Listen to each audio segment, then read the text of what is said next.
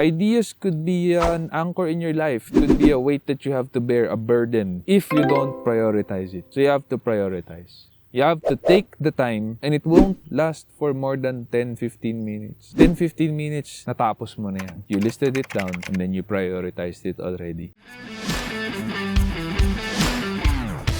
For someone bursting with ideas but struggling to take action, what practical advice can you offer to help them overcome this barrier and take their first steps towards realizing their goals?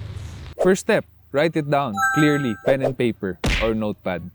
If that person has not written down clearly these ideas on a piece of paper, it will always be a fuzzy ball that you have to deal with. And it would always feel bigger than it supposedly is. Write it down on pen and paper. Second step, after you've written it down, you prioritize it. What's most important? Hindi pwede lahat sila pare-parehas yung important sa buhay mo. 1, 2, 3, 4 will always be more important than the others. Once you've figured this out, then you're on your way. Then it becomes so much easier for you. Because now you realize, ito pinaka-importante. Kasi bata pa ako, kaya ko pa ito gawin. Hindi maraming may kaya gumawa nito. But me, I can do this better at this point in time in my life. Right? That's always gonna be the first step. And then, you will realize naman on yourself in yourself, which is priority and which is not priority. Ideas could be an anchor in your life, could be a weight that you have to bear, a burden, if you don't prioritize it. So you have to prioritize. You have to take the time and it won't last for more than 10-15 minutes. 10-15 minutes, natapos mo na yan. You listed it down and then you prioritized it already. Then after that, then you consult with a mentor. What do you think about this? Is this something worthwhile for me to do? Do you think this will have good impact in my life?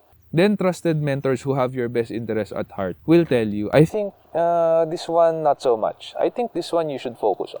As honestly as possible, right? Even if it breaks your heart. Kahit sabihin nila, that's a bad idea, dapat ganun ng mentor. Hindi siya yung magsasabi lang kung ano gusto mo marinig. Diba? So, it's hard to find mentors din. Well, the mentor can be kind naman. There's no cause in saying it kindly. Basta it's honest. Diba? Yun na. I want to add there, nasabi ni Sean about writing it down.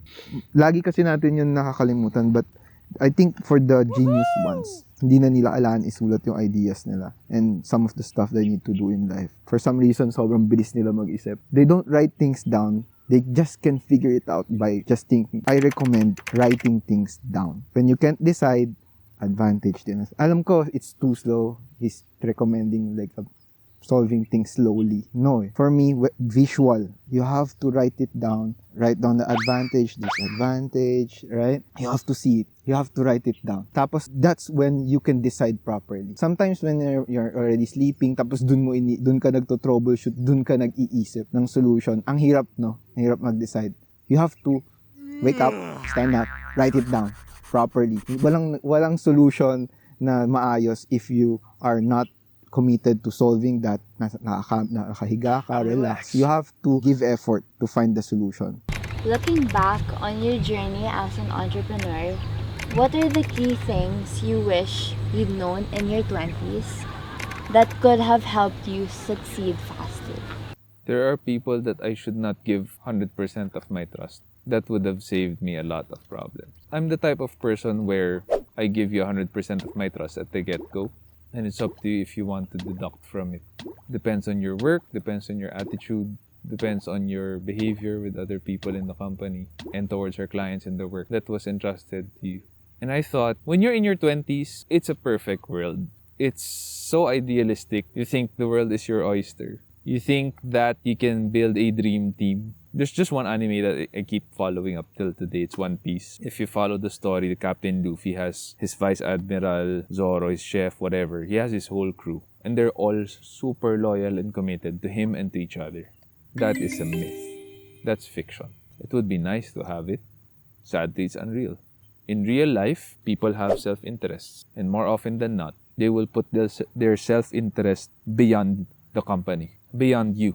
One big lesson for me is to really choose and think hard on who I will trust. Hirap kasi weakness and strength ko yung magtiwala kagad eh. I would have withheld some things to myself, dapat. Now I learned that lesson. There are some things you withhold because they are not ready for these things, because they are not mature enough. And so, you cannot trust them. What are the current applications of AI in the Philippines, and how is the technology being utilized in the sections of like healthcare, agriculture, or customer service?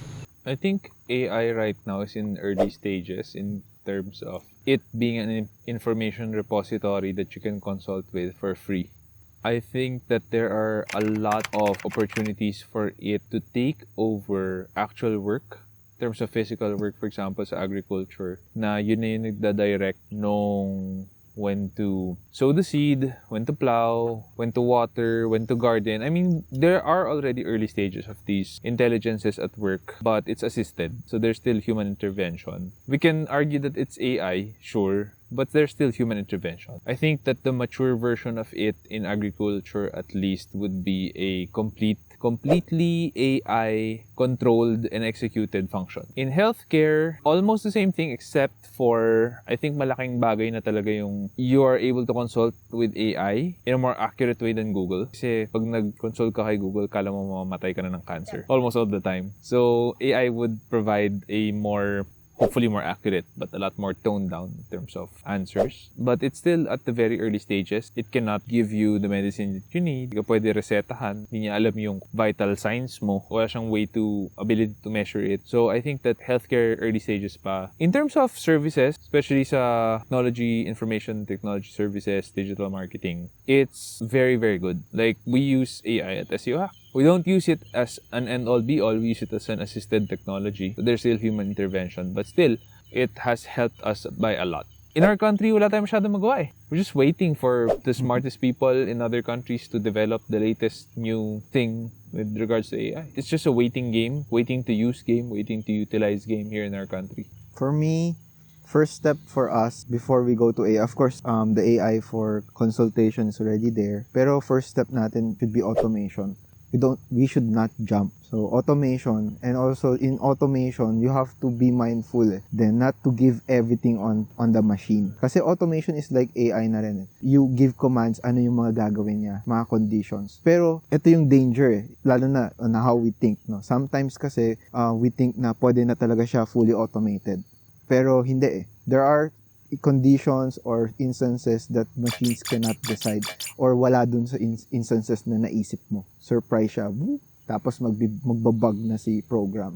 It happens to a lot of industries, not only to medical, yung mga industrial, especially industrial. Kaya tayo nagkaka-brown out, kaka-glitch. Yan. So, you have to be careful kasi hindi naman tayo yung first owner of the technology. You always get it from outside. So, for me, start muna tayo sa recommendatory ni AI. Yes, there's a lot of opportunity, but I'm not being a counter-progressive thinker. Pero we have to be careful pa rin. Filipinos should be careful on how we deal with new technology. What do you think is the most promising field or industry where AI will make the biggest impact or growth in the next 5 or 10 years? I think that AI, if done right, and if we have the hardware, it would be amazing for me personally to see that AI can diagnose everything that's wrong with your body within one diagnostic test. Hindi yung paulit-ulit kang babalik ospital, dami mo pang kailangan bayaran, daming machines kailangan mag-diagnose sa'yo, and the doctors are not completely sure, and you would get second opinion, third opinion, fourth opinion, and all of these things cost money and time. I think that if AI can do it in one go, and there's one diagnostic hardware that can diagnose whatever it is you're sick about, and you get the results in one day, that would be game-changing for the healthcare industry. For me, in 5 years, medyo malapit na rin kasi yun. The closest I can see is for education. AI for use in education. We will have answers to our questions faster. Tapos it's more factual, mas complete when you ask. Kasi sometimes pag human teachers, right? Sometimes kulang, sometimes Pero here, if you have AIs handling the educational system, it would help more on the information. Parang to have a faster way of getting information, the correct ones. Hopefully. Kaso sana hindi manipulate si AI in the future. Can you highlight successful Filipino entrepreneurs and their impact on the global and local landscape, business landscape? We have a lot of entrepreneurs here that has improved our economy significantly. And usually it's the dynastic families like the C family, the Gohongwei family, the Boitis family, the Ayalas. So they have improved our economy. I don't think that we will be where we are without them. And they're giving back to other people who are in need. These are very commendable families, business people that has helped our economies. There are a lot actually. There are a lot of less known entrepreneurs, less popular entrepreneurs actually help our economy a lot. In terms of having an impact globally, sadly, there's not a lot. Sadly, there's not a lot. Even if, for example, we have Alisi or Yalalan International, they're trying to sell to abroad, but mostly to OFWs then.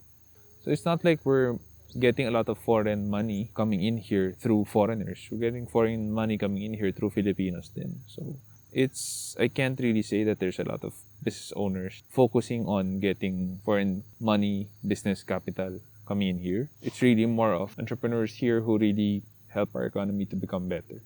So for my last question, how do you stay innovative and keep up with industry trends in your entrepreneurial pursuits?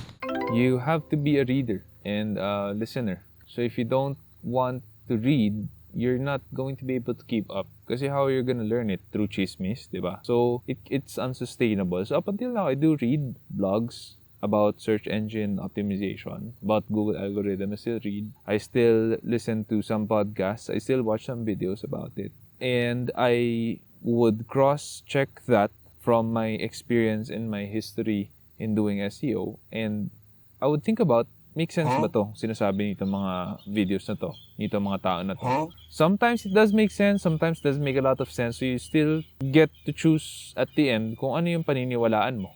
And that's why it's so important for you to do your own experiments. Because if you don't do your own experiments, you just take their advice at face value, papaniwala mo sila, papalit ka na papalit ng processes mo and ng systems mo, it's just gonna wreck your entire company. So you have to be a reader and a listener, in my opinion. 100% agree. Read and listen. You can also get information from that. And then, pinakamahalaga doon, you test it. You don't just apply agad kung ano yung sinabi. So yeah, that's a very, very good advice. Right, guys, I hope that some of the questions resonated with you, and if you found value with these questions and with some of the answers that me and David were able to put here on the table, please do help us by hitting the subscribe button, the like button, and the bell notification icon so that you can share it with other people and you'll get notified whenever we have a new video out. Until then, I will see you in the next episode. Thank you so much for being here.